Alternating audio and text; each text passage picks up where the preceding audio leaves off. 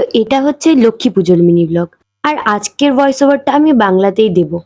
আমি ভেবেছিলাম দুর্গাপূজার সব কয়টা মিনি ব্লগের ভয়েস ওভার আমি বাংলাতেই দেব, কিন্তু আমি এতটাই অলস যে দুর্গাপূজার খালি একটাই মিনি ব্লগ করেছি, সেটাও আমি হিন্দিতেই ভয়েস ওভার করেছি।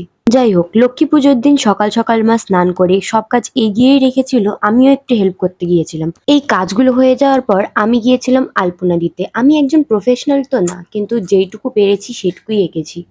তোমরা দেখে বলবে যে তোমাদের কেমন লাগলো আমার আলপনা দেওয়াটা। এখানে আমি সিংহাসনের সামনের আলপনাটা দেখানোর জন্য ভিডিও করছিলাম, কিন্তু আমার মা দেখো রিলস করতেই ব্যস্ত।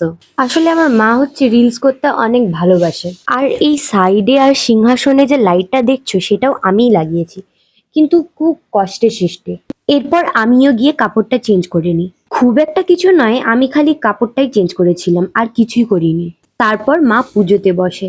আমরা কোনো পণ্ডিত দিয়ে করিনি পুজোটা, পুজোটা আমার মাই করেছে।